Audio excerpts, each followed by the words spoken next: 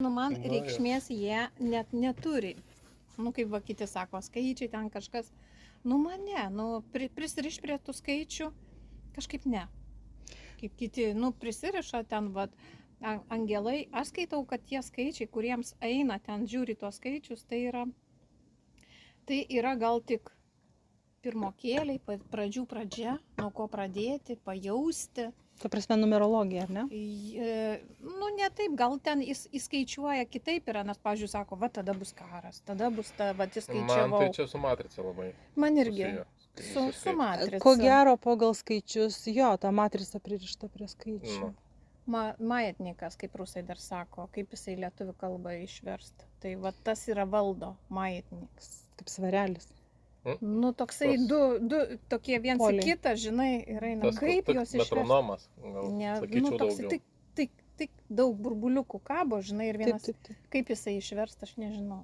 Nu, Tai jo, man majetniką į lietuvių kalbą nežinau. Aš atsimenu, kaip magistratūrai mokiausi, nu tai ten, žinai, kaip tik buvo jau tie suvažiavę emigrantai, dėstytojai visi. Ir susirinko ir tas, kur išvertė šventą raštą, tas profesorius Rupšys, žinai, ir čia kaip tik buvo tie dvyniai, nu, tas. Ir kažkaip jisai daug šnekėjo apie piramidės, apie vat, musulmonus ir aš klausiu, sakau, o kaip, sakau, su ta piramidė, sakau, taigi ten tokia gyvybinė energija, kas čia yra, žinai. Ir jisai sako, viskas, vaikeli, šitam gyvenime yra skaičiai, žinai. Man buvo taip keista, kad vat, vis tiek kunigas viską, bet jis ten toks šviesus, tikrai žiūri į pasigelmė akyse, žinai, toks ten, vis tiek, kai verčia matyti tą šventą raštą, pasijungia gal prie aukštų išmatavimų, nes išversti reikia, išjausti reikia, ten kiekvienas žodis ten tikrai giliai, tai va, tai žodžiu buvo labai įdomu, kad jisai va, būtent pasakė viskas yra skaičiai jo. Bet Žydrūnas, ką sako, kad matrica, tai ko gero, kad mes pririšti pagal skaičius, pagal datas, ar ne? Nes ir laukiam tų, va, kažką įskaičiuot, padaryti, atrodo, va, kažkas tai jau valdo, nes nesi savo pasąmonės. Ir dabar neaišku, žinai, jinai vyniojasi tą matricą iš tikrųjų. Ta bent jau ta juoda, tai jau viskas. Jau susiviniojus, ar ne? Dabar jo, arba gausim baltą, arba iš vis nebus. O tai nuo ko Sunku priklauso? pasakyti. Nuo mūsų. Kiek bus dažnių šviesių, ar ne aukštų? Ar nuo ko priklauso? Nuo mūsų minčių, gal sakyčiau. Kiek Nuo ištransliuoja? mūsų minčių, Jo. taip. O tas išėjimas iš matricos, tai kaip išėjimas iš tų proto spąstų, kažkas tokio, ar ne? Na taip. Taip, grinai. Tai ką, mėlieji? Pradedam. Pradedam. Gerai, mes tyliam. Kai paklausėt, pašnekėsim. Ar Tai- čia Gal aš jau ir eisiu. sėdėk labai gerai papasakok. Viskas labai gerai. Tai sveiki, mėlieji. Šiandien su jumis yra Žydrūnas, Taip, sveiki. Snieguolė Sveiki, sveiki. ir Lingita.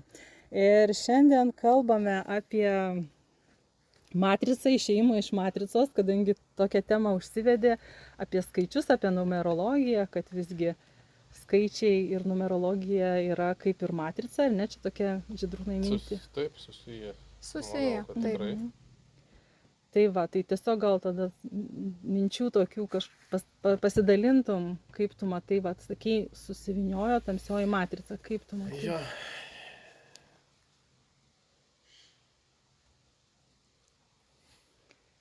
Jungiamės. Viskas gerai.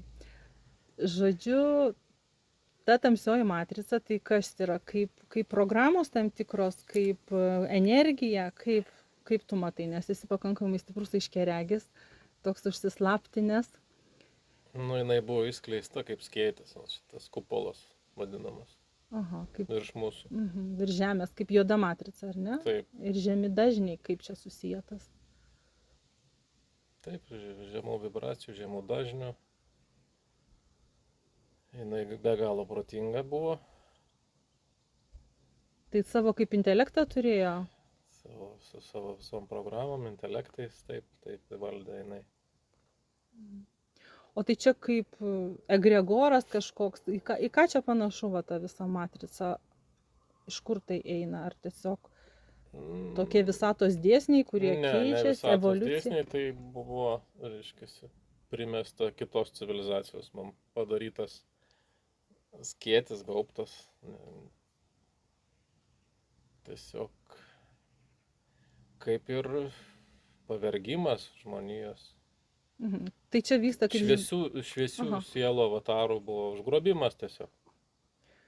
Reiškia, žmonės kaip turi kūną, tai tas kūnas, jisai kaip avataras, nes ne vien fizinis kūnas, bet ir yra emocinis, mentalinis, ne Taip, visi šitie kūnai, kaip matrioška mes. Taip, daug. Ir tas užgrobimas, o tai kelių kūnų tas užgrobimas įvyko?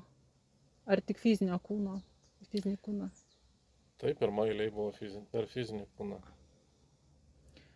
Nes per fizinį kūną eina žemi dažniai, ar kaip? Jis jo imliausias visiems tiem dalykam. Žemoms vibracijoms, ar ne? Imliausias.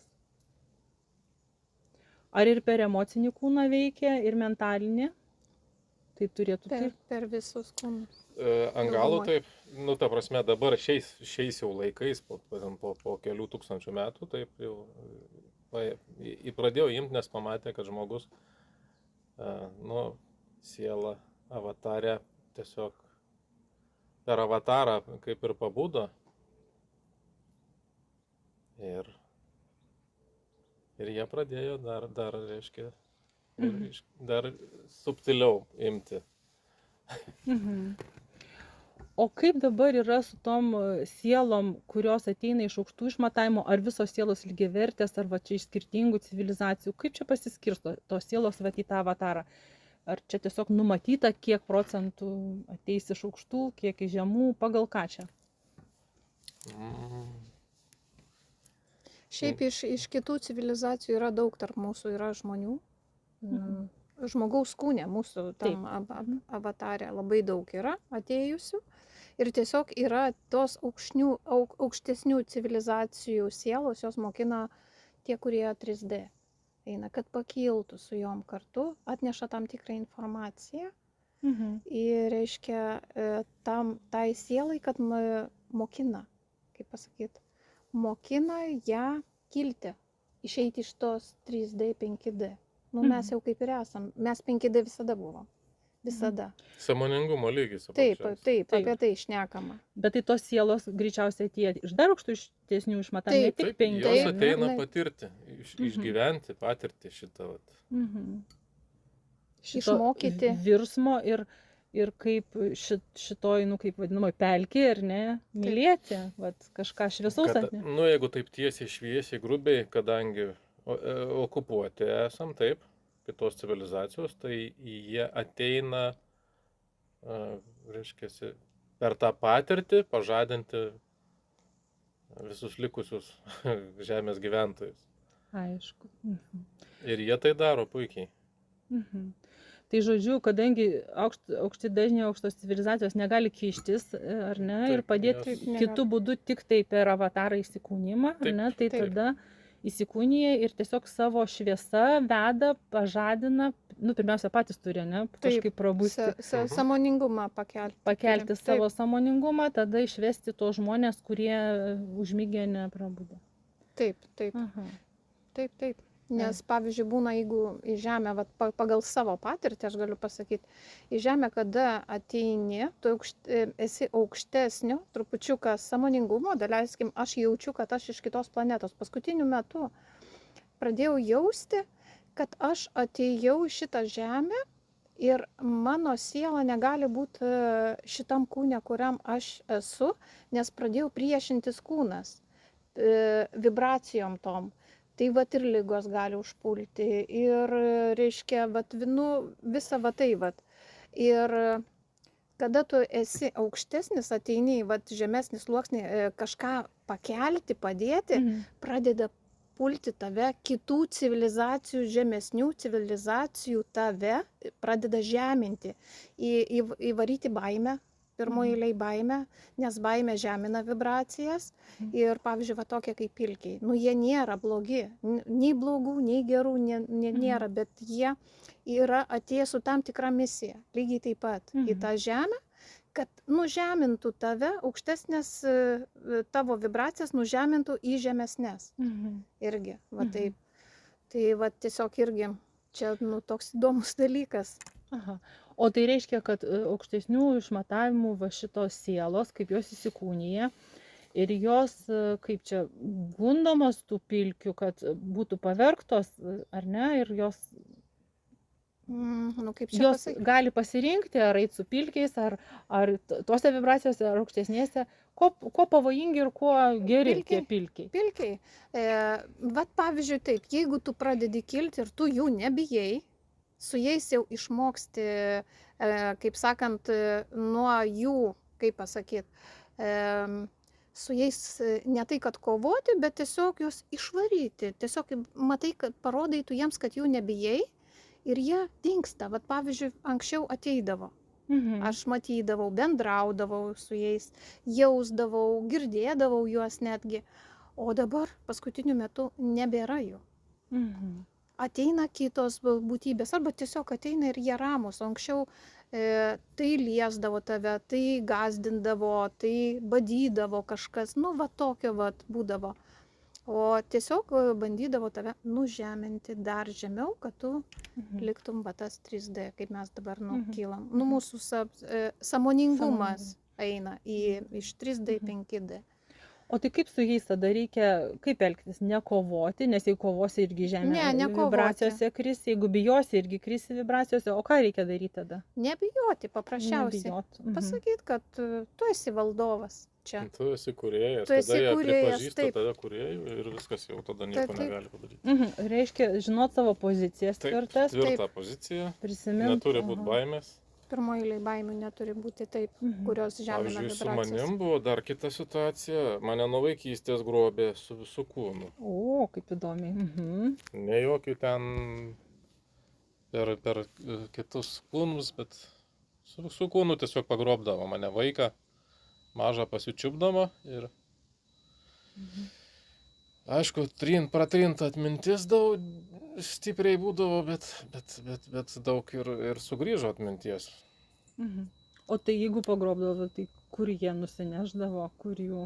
Laboratorija. Tiesiog į laboratorijas. Pas save. Negaliu pasakyti tiksliai, ar tai būdavo mūsų planetoje, bet visą laiką buvo stiklinės laboratorijos. O koks tikslas tų laboratorijų, nes iš tikrųjų vadybą... Aš tai manau, kad aš buvau tyrimo objektas jų. Kristalų nešėjas dar buvai. Tam Kaip tikrų. regresologės biškė padraugavęs su jom, kaip juos matė mane, taip. Sako, buvau krištolinių sielų sergėtojas. Bet tai nesmė, aš nežinau, kodėl jie mane taip visą laiką grobdavo, kodėl jie čia darė su manim eksperimentus. Bet tai ant galo buvo labai sužulėję, tiesiog.